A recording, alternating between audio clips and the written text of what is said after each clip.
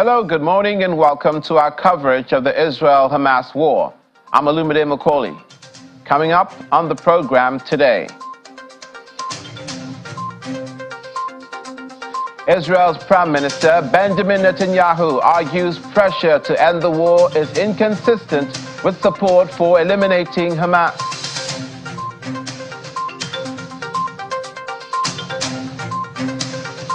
Russia's Foreign Minister Sergey Lavrov contends Hamas attacks do not justify Israel's punishment of Palestinians.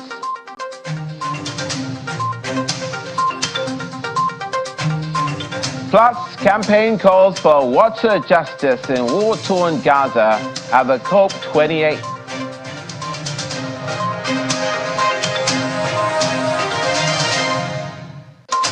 Thank you for joining us in this 65th thereabouts day of the war between Israel and Hamas.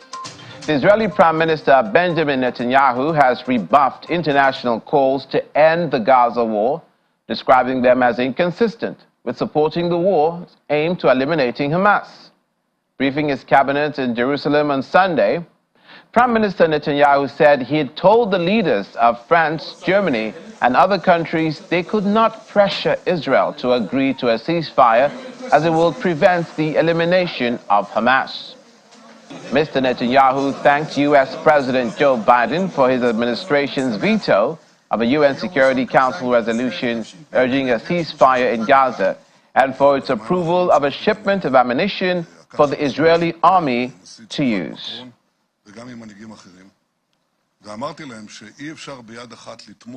Jordan's Foreign Minister Ayman Safadi has accused Israel of implementing a policy of pushing Palestinians out of Gaza through a war he says meets the legal definition of genocide. Israel has rejected these allegations, describing them as outrageous. Given an update on Israel's offensive in Gaza, Israeli government spokesperson Alon Levy says the artillery corps was for the first time operating inside the Gaza Strip, striking targets in Gaza City's Sheikh Jarrah district. In Israel's north, he added that Israel's Air Force had also struck a series of Hezbollah targets after suspicious aerial targets had crossed over from Lebanon and 2 were intercepted. The exchange of fire between Israel and Hezbollah, the heavily armed terrorist group backed by Iran, have marked their worst hostilities since the 2006 war, although the violence has largely been contained to the border area. These are, of course, outrageous and false accusations. Israel is fighting to defend itself from the monsters who perpetrated the October 7th massacre, and the purpose of our campaign is to bring those monsters to justice and ensure that they can never again hurt our people, as Hamas has been using the Gaza Strip over the last 16 years in its reign of terror in order to hurt the people of Israel. As we do that and we go after the Hamas monsters responsible for the October 7th massacre, we are urging civilians to get out of harm's way to the designated safe zone. Over the past day, ground, air and naval forces have struck over 250 terror targets in Gaza. We have been locating and destroying weapons, conducting targeted raids, and of course, destroying underground terror tunnel shafts. For the first time this war, the artillery corps has been operating inside the Gaza Strip, striking terror targets in Sheikh Jarrah, including booby-trapped houses and weapons depots. An update from the northern front, the IDF continues to repel and deter Hezbollah aggression from Lebanon. The Air Force has struck a series of Hezbollah targets, including operational headquarters. Following sirens in the western Galilee in northern Israel, the IDF identified and successfully intercepted suspicious aerial targets entering into our airspace from Lebanon. 2 IDF soldiers were moderately injured, and others sustained light injuries from shrapnel and smoke inhalation. The injured soldiers were evacuated for medical treatment. IAF fighter jets have been targeting Hezbollah terror sites in Lebanon, including infrastructure, launchers, and military compounds. Additionally, the IDF thwarted a terrorist cell attempting to launch anti-tank missiles near Zarit in northern Lebanon. Ongoing IDF operations continue to target Hezbollah in Lebanese territory, and we reaffirm what we have been saying since day one, that the State of Israel is not interested in a war on two fronts, and that if Hezbollah chooses to drag Israel into a full-scale war that we are trying to prevent at this point, the consequences for Lebanon and for Hezbollah will be severe. Now, according to another Israeli official, this time a chief military spokesperson, he's been offering an explanation for the photographs circulated by media depicting detained Palestinian men stripped down to their underwear in a big truck wagon. In his daily briefing to the media, Rear Admiral Daniel Hagari says the pictures represented routine security procedure to check that detainees were not wearing hidden explosives. He added that it's an age-old war practice owing to incidents when people have detonated themselves upon their forces. The International Committee of the Red Cross has said it was concerned by the images and that all detainees must be treated with humanity and dignity in accordance with international humanitarian law.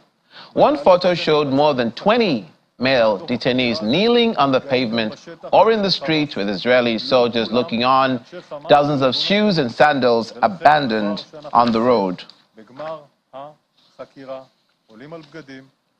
Russian Foreign Minister Sergey Lavrov is condemning as unacceptable Israel's use of Hamas terror attack on October 7 as justification for the collective punishment of the Palestinian people. He's calling for international monitoring on the ground in Gaza. President Vladimir Putin has repeatedly blamed the war between Israel and terrorist group Hamas on the failure of years of U.S. diplomacy in the Middle East, while aiming to position Russia as an important player with ties to all major actors in the region. We strongly condemned the terrorist attack against Israel on the 7th of October, like we condemn any terrorist attack. At the same time, we do not believe it's acceptable to use this event for collective punishment of the millions of Palestinian people with indiscriminate shelling of the civilian quarters.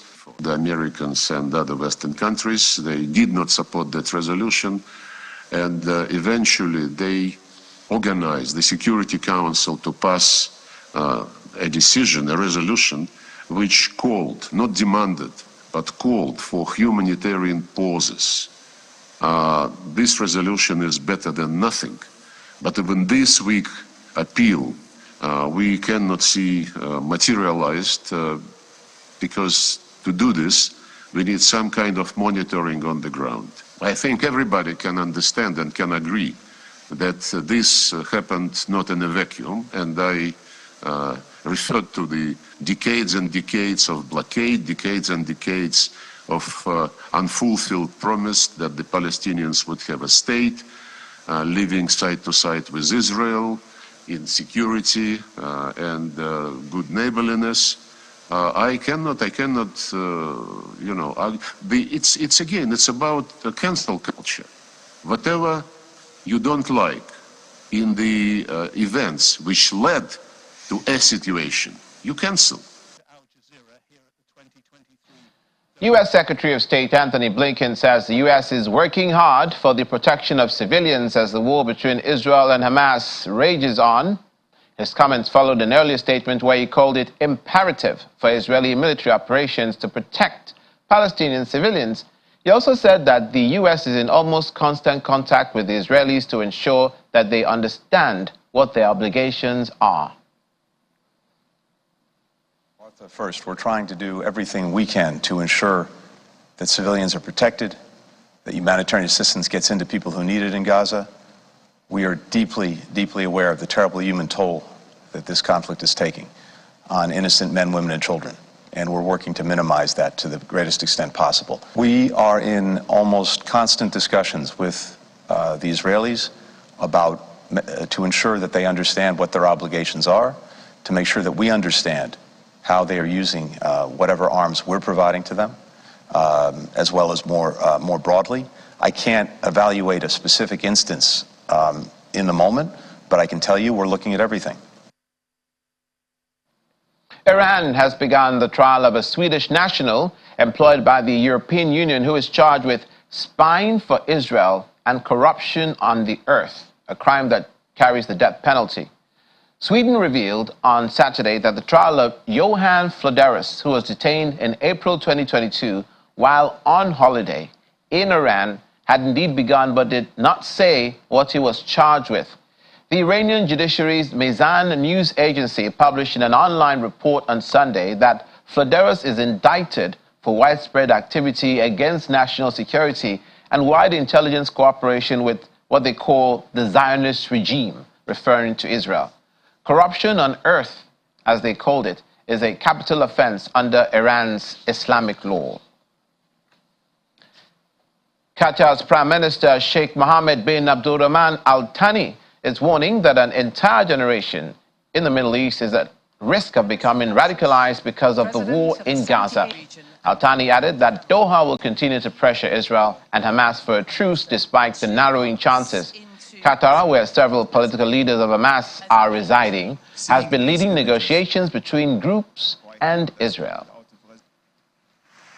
Seeing these images right now that's coming out of Gaza every day is not just affecting those forces which are in Lebanon, Yemen, or in Iraq, but it also affects an entire generation that might be radicalized because of these images, and seeing the international community not responding responsibly to it.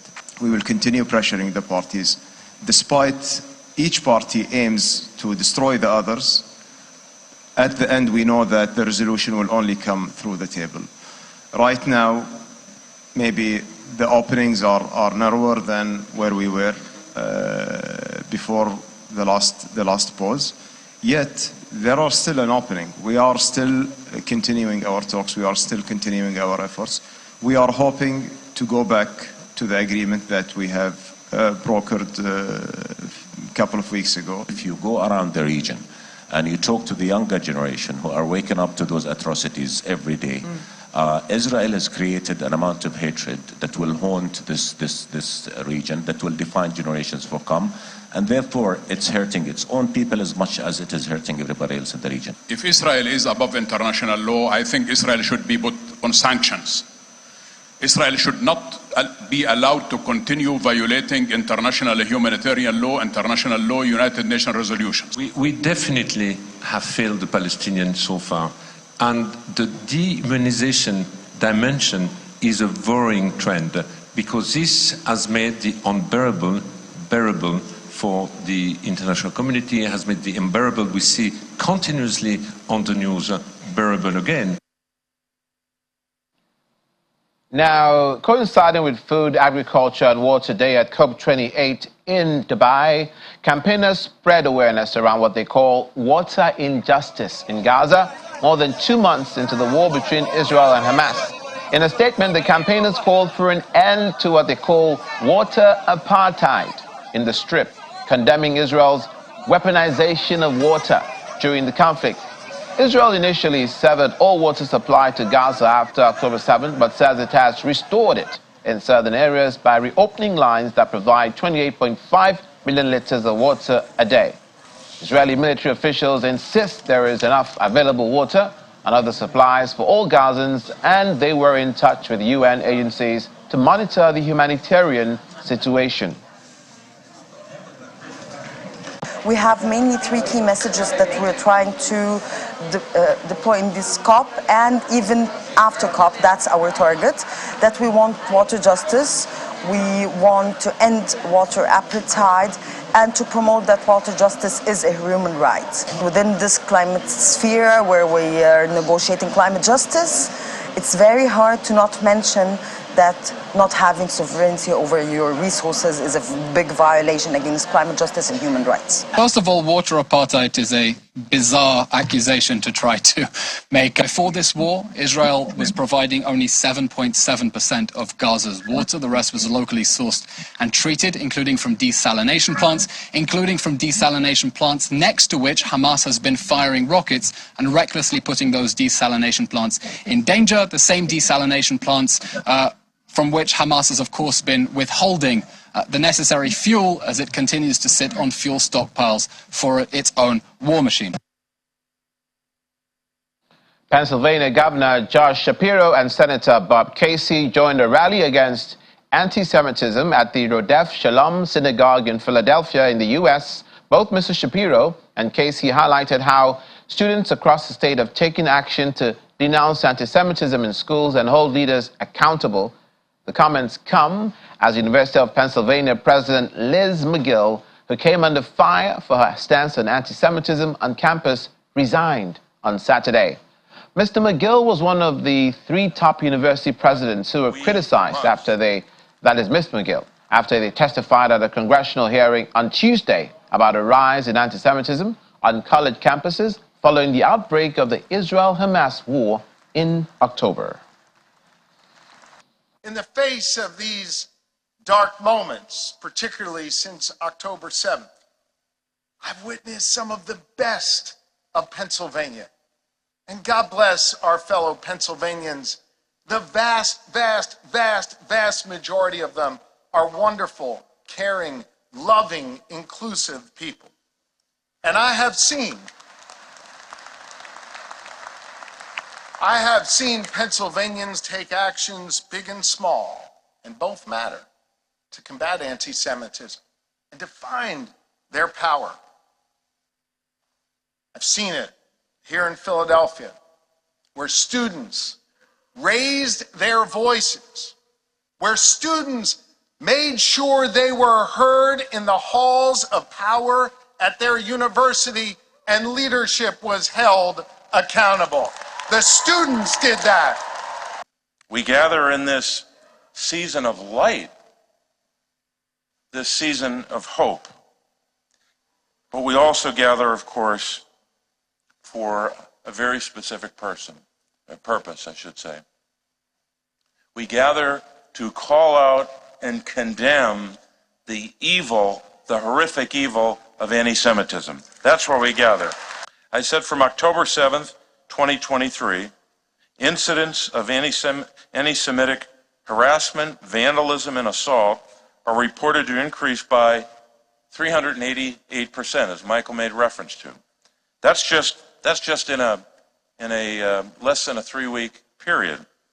388% increase over that period. Then I went on in the letter to say, disturbingly, many of these reports have come from students on college campuses who describe witnessing anti-Semitic graffiti and vandalism, and from being subjected to virtual harassment and violent threats. Still ahead. At the Doha Forum in Qatar, UN Secretary General Antonio Guterres vows not to give up on appeals for ceasefire. We'll have that story and more after the break. Please stay with us.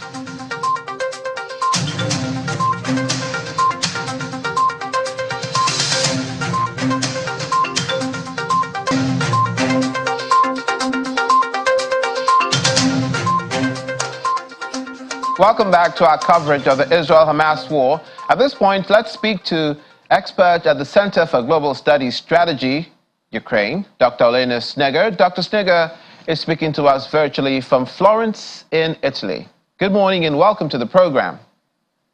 Good morning. Now, that is the Russian Foreign Minister, and Sergey Lavrov is criticizing Israel, saying that it's the collective punishment of the Palestinian people, their incursion in Gaza. Firstly, does Russia have the moral high ground to even comment on what's happening between Israel and Hamas?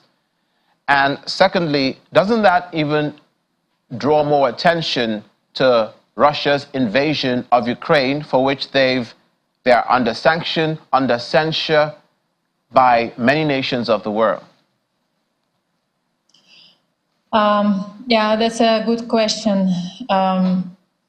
First of all, I would agree with your assumption, I suppose, that Russia has no moral right to speak about any violations of human rights and to claim something, because Russia started all this cycle of wars in which contemporary wars in which war between Israel and Hamas in the Middle East is the second conflict, and we already see the radicalization in Latin America and intention of Venezuela to annex and occupy and annex territories of the neighbor country. And we see how conflicts, how societies are being radicalized all over the globe.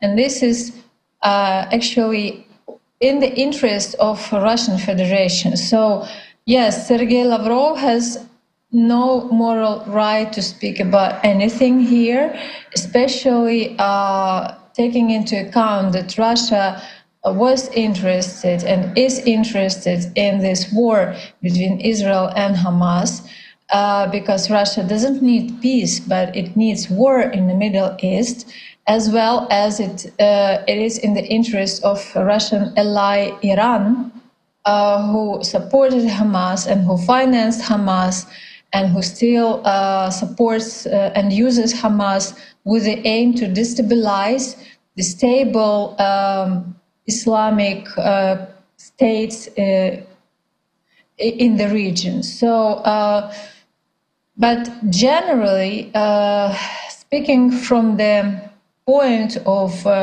human rights violations and international humanitarian law and the law of war, I would say that yes, there are violations and there are crimes, and it has to be stopped, of course. Are you of the view that Israel is punishing Palestinians in Gaza deliberately? That connotes that deliberately targeting and punishing civilians. And also we had a report of the weaponization of water, as they called it, that Israel is deliberately withholding water supplies to the people of Gaza. Is Israel, in your view, directly punishing Palestinians for Hamas? Well, it's difficult for me to suggest that. I would say that that answer of Israel to Hamas attack, which happened on the 7th of October, is proportionally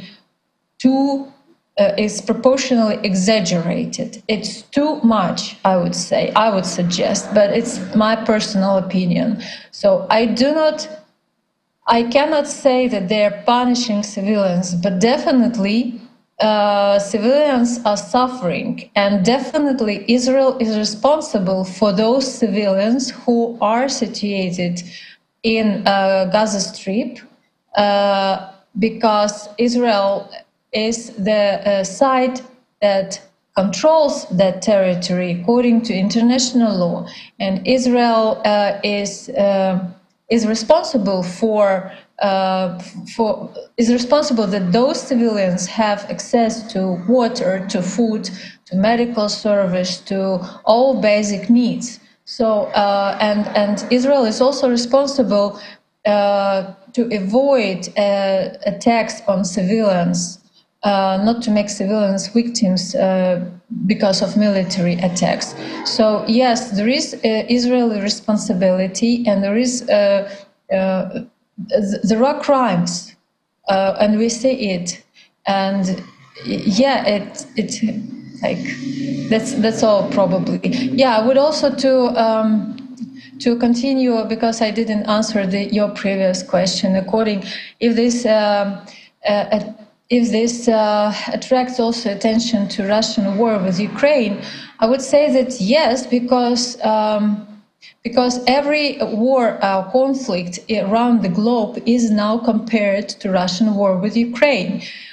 People compare and pay a lot of attention to every ongoing conflict or potential conflict, observing the reaction of sides, observing the reaction of the West, first of all, and the reaction of other countries around the globe. So, yeah, unfortunately here, the discussion right now, what I observe, what I see, the discussion is not about how to stop the war, but is there enough? Is the reaction the same? Or if there is enough of reaction? So it's not the way to discuss about these wars. It's the necessary way, because it's a deadlock. It's what Russia actually and other aggressors need to discuss the proportionality of reaction, but not the way to stop the aggressor. So the way to discuss these conflicts is the way to how to stop it, how to stop the aggressor. The U.S. Congress recent disapproval in majority of the aid to Ukraine, that next to their approval of aid for and military support for Israel, how do you think further down the road this will affect the U.S. support for Zelensky? Because we've seen President Biden trying to ramp up support amongst Americans for continual aid for Ukraine, and we've heard Zelenska, President Zelensky's wife, saying that this will put Ukraine in dire straits if support around the world for Ukraine wanes. So do you see that this war between Israel and Hamas is stretching America a little bit too thin amongst their own people? Yes, that's true. You are right. It's, by the way, it's not the final, final decision on the aid to Ukraine in the U.S. So there is still procedure about it going on. So we still hope that there will be aid approved.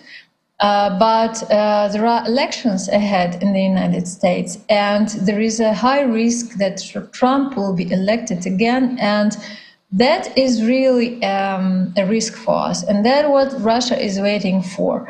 But the problem is, yes, I would say that for Ukraine it will be very bad moment and very critical moment, because definitely we will not cope by ourselves.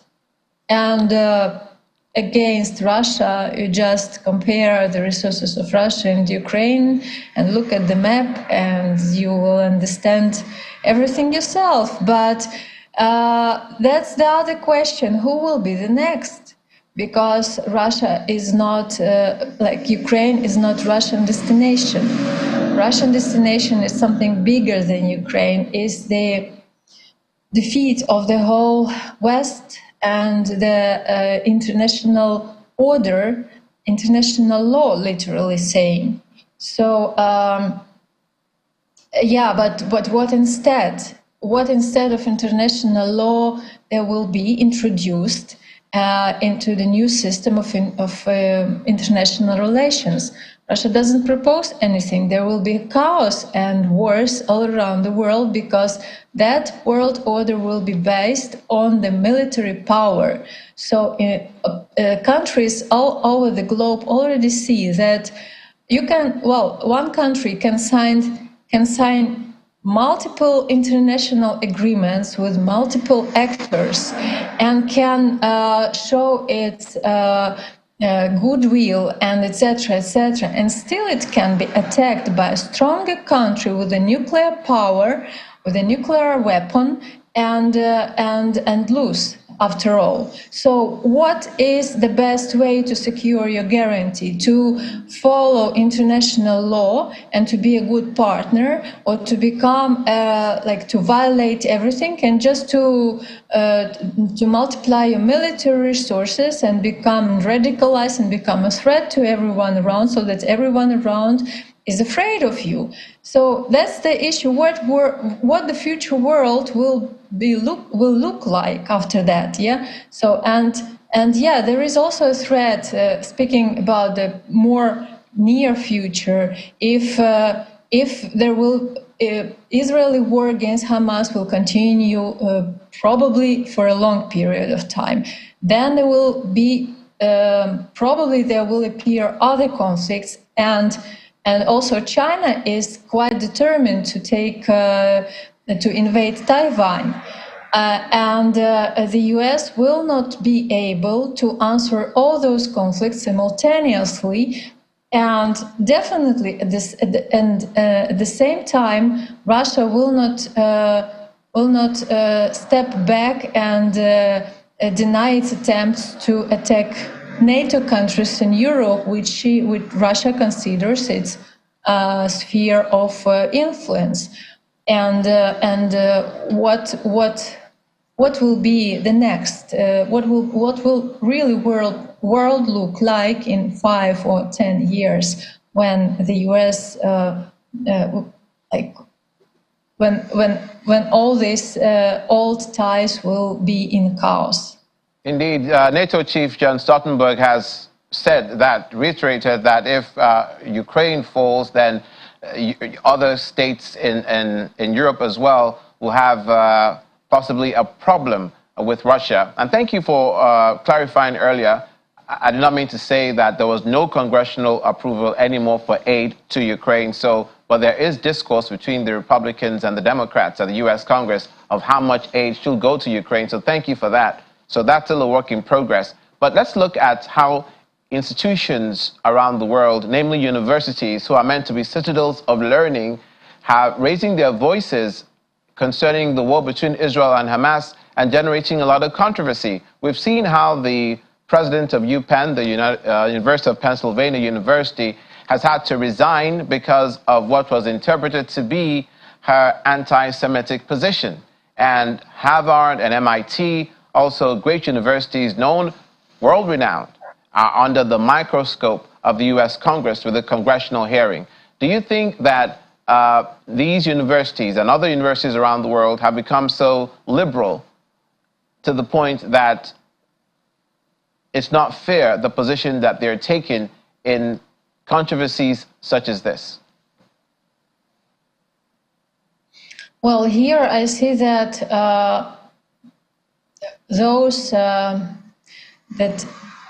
and from what I see also here in Florence, being in Florence in the European University Institute, I also observe this academic freedom. So liberal values, they assume and they create the a platform and like sphere or the conditions for freedom of discussion. So you can have your own opinion, and you are not afraid to discuss it openly and to speak openly. The problem here, I think, is these cases, I would say, they show the sensitivity of the moment, because while some people openly discuss and openly show their position, other people deny it, and it becomes really a political issue, especially in the US. So I would say that, yes, here is this controversy and controversial attitude between liberal academia and policymakers.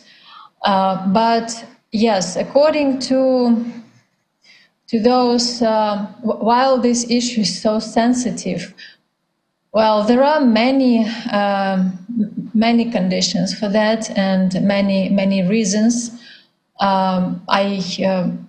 I would just specify maybe, as I said, it's too sensitive and too political, and also that also the problem is in historical memory policy, because Jewish people, they experienced a horrible tragedy in their history, the Holocaust, and that historical trauma was not used, but due to that historical trauma, they made a lot of steps to prevent it happening in future. So that's why everything which is aimed at criticizing Jews or the state of Israel is accepted with a high level of sensitivity from Jewish people. Let's look at the vulnerable groups in the Israel-Hamas conflict. I want to paint for you two pictures. One, let's start with the pictures of the children, heartbreaking pictures of the children in the hospitals in Gaza, some of whom have had their limbs amputated or in dire straits, having to undergo, I understand there are reports of individuals undergoing surgeries without anesthesia, the lack of water in the wider Gaza region, the numbers of the dead being taken to the hospitals, not enough room in the morgue. That picture next to October 7, where women raped, according to the IDF, to the point that their pelvic bones were broken, people burned alive, babies decapitated, people burnt, the elderly dragged into Gaza. And we understand there are at least 10 elderly people above the age of 75 still in Gaza amongst the hostages by Hamas. So what's your view of how these vulnerable groups are suffering in this intractable crisis between Israel and Hamas? Yes, children and women are the most vulnerable groups of civilians in every war.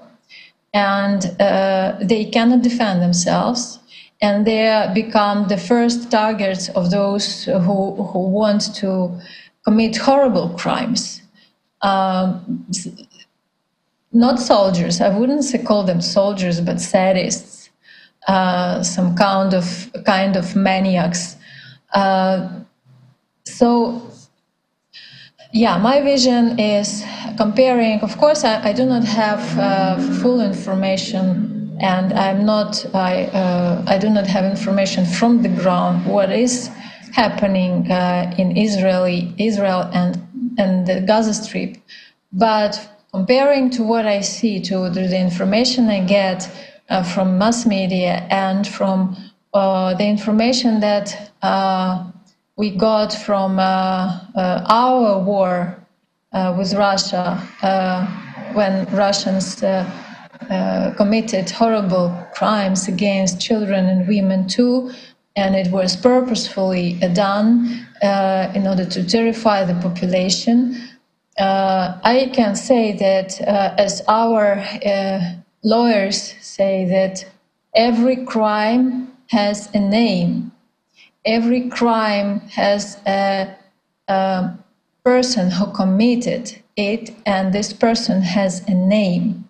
So it's not an abstract crime. So this person can be punished. And this is actually the main purpose of and the main goal of existence of international humanitarian law, to punish such people if they cannot be punished in the country where they committed this crime according to the local law. So I would highly encourage, yes, first of all, I would highly encourage human rights activists, if there are such in Israel and in the Gaza Strip, to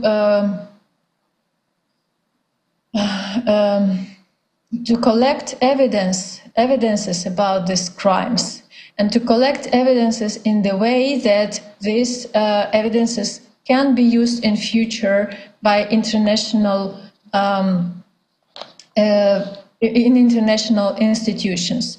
So to provoke, to start some international procedures to punish those criminals.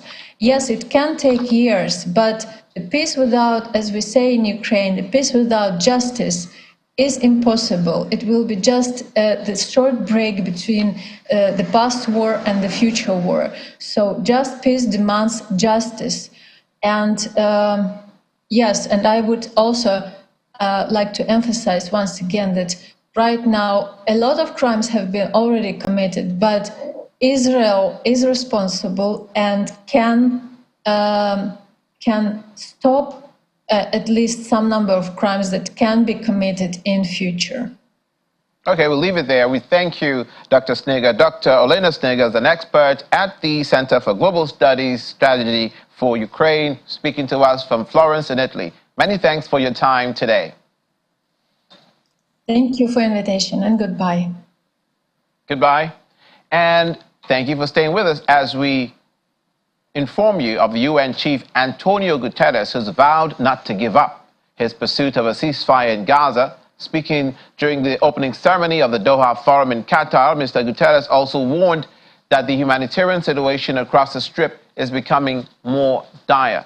Israel has stated it will continue what it calls a just war to eliminate Hamas.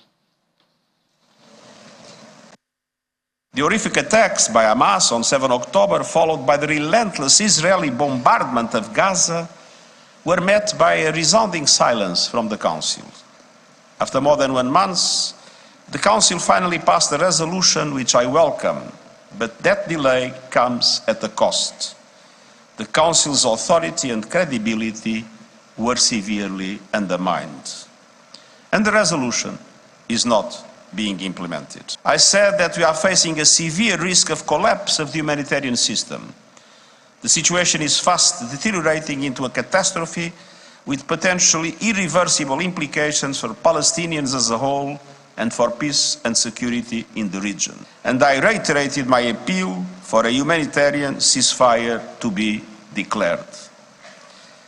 Regrettably, the Security Council failed to do it. But that does not make it less necessary. So, I can promise I will not give up. Beyond the Security Council, global governance is failing to manage 2 existential threats. First, climate. We need far more ambition to reduce greenhouse gas emissions and ensure climate justice. Despite promises and pledges, our climate is in breakdown. Emissions are at an all-time high, and fossil fuels remain their major cause. Still to come on the program, Pope Francis calls for the protection of human rights in war zones. More details in a moment. Please join us again.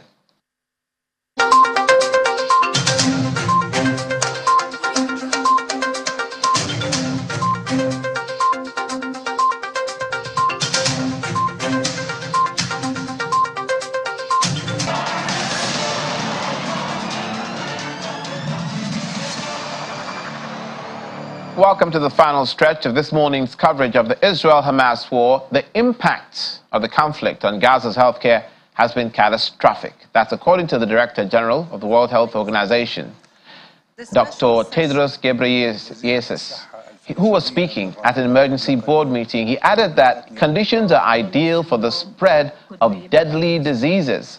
Such WHO emergency sessions are rare, occurring only during health crisis during the COVID pandemic in 2020 and during the West Africa Ebola epidemic in 2015. The conflict on health is catastrophic. It's stating the obvious to say that the impact of the conflict on health is catastrophic. More than 17,000 people are reported to have died in Gaza, including 7,000 children. And we don't know how many are buried under the rubble of their homes. More than 46,000 injuries have been reported. 1.9 million people have been displaced. Almost the entire population of the Gaza Strip, and are looking for shelter anywhere they can find it. But nowhere and no one is safe in Gaza. There are worrying signals of epidemic diseases, including bloody diarrhea and jaundice, and there have also been reports of high levels of diarrheal diseases and respiratory infections. The risk is expected to worsen with the deteriorating situation and approaching winter conditions. Gaza's health system is on its knees and collapsing. Only 14 hospitals out of the original 36 are even partially functional. A ceasefire is the only way to truly protect and promote the health of the people of Gaza. I deeply regret that the Security Council was unable to adopt a resolution on such a ceasefire last Friday. In Gaza, the trend of fatalities continue to rise, placing a tremendous burden on the already weakened health system. The largest proportion of fatalities recorded were among children, 45%, and women, 30%. Save the Children, by end of October, reported that the number of children killed in the 3 weeks following 7th of October surpasses annual number of children killed in conflict zones since 2019. From 30 November, there has been a sharp increase in overall daily fatalities. Members of the Jewish community in Paris celebrated the 4th day of Hanukkah near the Eiffel Tower amidst a resurgence of anti-Semitic acts across France. During the celebration, which took place on Sunday, a giant menorah was lit up and Jewish musicians performed at the Champs de Mars Park, a yearly event organized by the Lubavitch Group. French Transport Minister Clément Beaune, whose great-grandfather was deported to a concentration camp during World War II, addressed the crowd and said the government will be unfailing in its fight against anti-Semitism. There have been more than 1,000 anti-Semitic occurrences in France since October the 7th, when Hamas attacked Israel, and strikes in Gaza followed, 3 times the number of such acts in 2022. Those acts include spray painting swastikas on walls, also insults and assault, according to the Interior Minister. France is home to Europe's largest Jewish and Muslim communities, and conflicts in the Middle East tend to lead to tension there. Members of an Israeli community devastated in the attack by Hamas terrorists on October the 7th gathered to mark Hanukkah, the Jewish festival of light, by lighting candles and listening to music. Released hostages mother and daughter Chen and Agam Goldstein Almog addressed the gathering of displaced residents of the kibbutz Kfar Aza in Shefaim. Agam, who's 17, thanked the community for returning them. The pair were released from Gaza last month under the temporary pause between Hamas and Israel that ended on December the 1st. Israel says 137 hostages remain in Gaza.